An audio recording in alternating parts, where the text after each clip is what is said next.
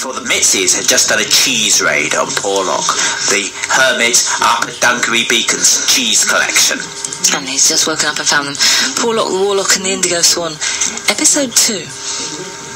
It was the next morning when Porlock had finished getting up and wandered into his kitchen to look for breakfast. It was then that he saw the strange whiteness of much of the previously mahogany and black-beamed kitchen. As he put down a foot, a cloud of fine dust seemed to rise up inexplicably. The cupboard doors were closed, but still it looked as if someone had tried to make a ghostly kitchen of his nice orderly space. And then he saw the sticky trails, which looked like nothing so much as new strains of huge snails. Snails that left not silver trails, but red ones, and yellow and dark brown ones. Yuck, thought Porlock so loudly that it could be heard down the passage, even though he hadn't actually opened his mouth. What in the name of, he said, and this time he did say it aloud, but stopped short when he saw, plain for all to see, a footprint on the flowery shopping board, a smallish footprint, as it happened, a left-footed footprint. Fast asleep in their bedroom in the nice neat beds which Porlock had built for them, in the airiest room of the whole dwelling, with even a tiny shaft of sunlight coming down the lesser chimney turret, even the deep sleeping Mitzies were awoken by the roar of rage that shook the corridor outside and seemed to have come from the direction of the kitchen. "Lor, did you hear something?" asked Bag, opening one eye and then the other. "What was that?" asked Rag, waking up with a bang, and not without apprehension. "Can't have been from the kitchen, can it?" They looked at the time. They had stayed up so late that they had overslept their usual waking hour, and it was indeed 9 o'clock, the time when Porlock made his breakfast. "Do you think he's found something?" asked Bag. "I've got a feeling we might not have tidied it all up as well as I thought we did. We were very tired towards the end," answered Rag. "Very tired. Poor Mitzies," agreed Bag, but with a speculative note in his voice. They doubted somehow that Porlock would feel very sorry for them in staying up so late to raid his larder, that they were then too sleepy to clear up the mess which they'd made afterwards. And this was exactly how Porlock saw the matter. After he had tidied and cleared things up, the help of a guilt-stricken Mitzi was of questionable use. He was still saying sternly, "And I do not make or buy an excellent selection of relishes just to be guzzled down by you two as soon as you return, especially not as supper was a handsome size, and in any event there was no need for the mess. I shall be walking on bits of broken cracker at the edges and under the cupboards and in corners for weeks, whatever possessed you." But later, when the Mitzies were alone, they said to one another, "It's a good job we've got our plan. Yes, hasn't he got bad-tempered living alone?"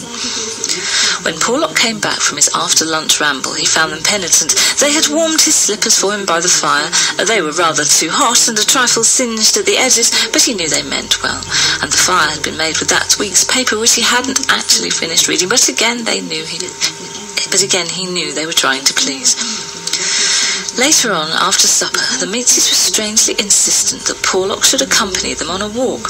They wouldn't say where they wanted to go, nor why, but they were very keen on going, and on taking him with them. Porlock gave in. On the good side, he thought at least he'd know they weren't in his poor kitchen. So off they went, with a smouldering sunset just beginning in shades of crimson and dark old gold. Out of the rock door, and when Porlock turned to shut it, nothing could be seen of the entrance. That didn't just look like an enclave under a rock, just another hummock on the rocky summit of the moor.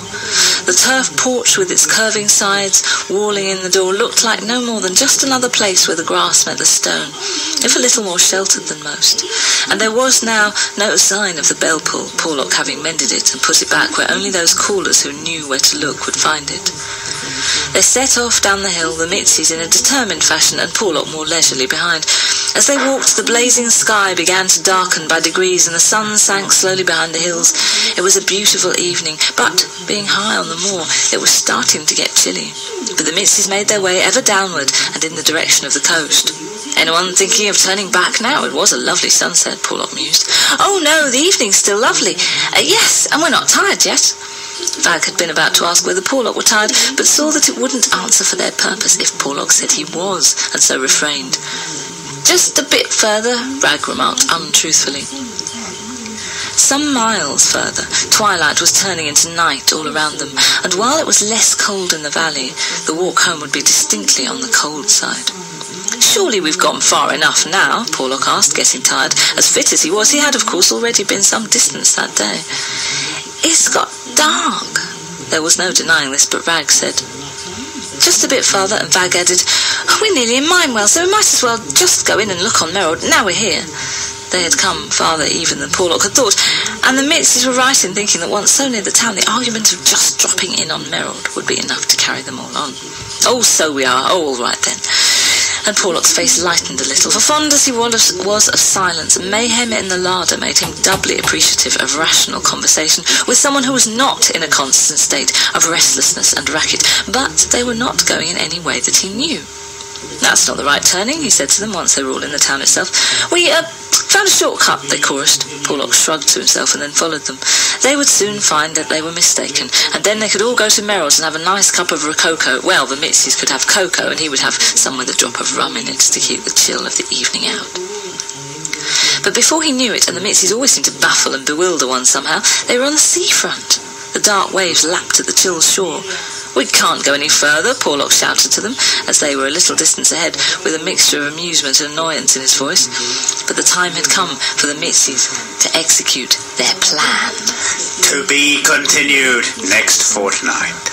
What is the plan? Will Porlock get his shot of rum? And where are we going? Find out by listening to the next enthralling installment of Porlock the Warlock and the Indigo Swan. We reckon it will take us a while to read it, but we are dogged and determined. Right, that is nearly us sorted on this slightly impromptu acoustic set. But to add to all our other joys, it looks like we've been bereft. Perhaps we're the last people left on the planet, Whitsett. Oh, I do hope not, but I think the next DJ is somewhat late. Right, so I shall do you one more riddle. A nice, short one. Well, my colleague Whitsett goes off and makes hopeful sounds. On the way, a miracle, for water became as bone. We are, Whitsett and Dior, doing a slightly extended, very impromptu, very low-tech shot. Not wanting to abandon you, or ourselves particularly, we will carry on for a while to see what happens. So, we've been talking this week about storytelling. Storytelling, as we hoped you will have got the impression, is some kind of inspired ad-libbing.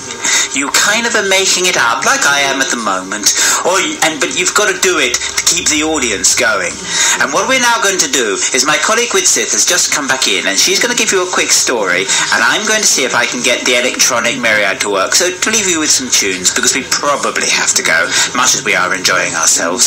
So Whitsett, can you give us another riddle or a poem, or maybe some words of wisdom from the High One? Well, actually, as I don't often get you've got a poetry book with chance to do these. Okay, the next DJ has arrived. Can you carry on? Do you do a Whitsett? And I should turn off the mic. Yes, certainly. So, oh gosh, actually I can't find Blow Bugle Bro, but it was brillig, and the slithy toes did gyre and gimble in the wave, all mimsy with the borogroves, and the moan rats out grave, and I think everybody knows what that was from. It's from Lewis Carroll, and the whole Alice in Wonderland thing, and I was forced to learn that when I was a mere 8 years old. Dear me. Right, we shall soon be handing over to the next person. Seconds. We've got a 10-second countdown. Oh, right, okay. Oh, well, in that case, I should have probably carried on with that, but this is a tiny bit from Waterdelamaze, the listeners. "Is there anybody there?" said the traveller, knocking on the moonlit door, and his horse in the silence champed the grasses of the forest's ferny floor. And a bird flew up out of the turret above the traveller's head, and he smote upon the door again a second time. "Is there anybody there?" he said. Oh, how very appropriate for this morning. But no one descended to the traveller, no head from the leaf-fringed sill leaned over and looked into his grey eyes where he stood perplexed. We'll have to wait and see exactly what's in the bill in terms of their ownership of part of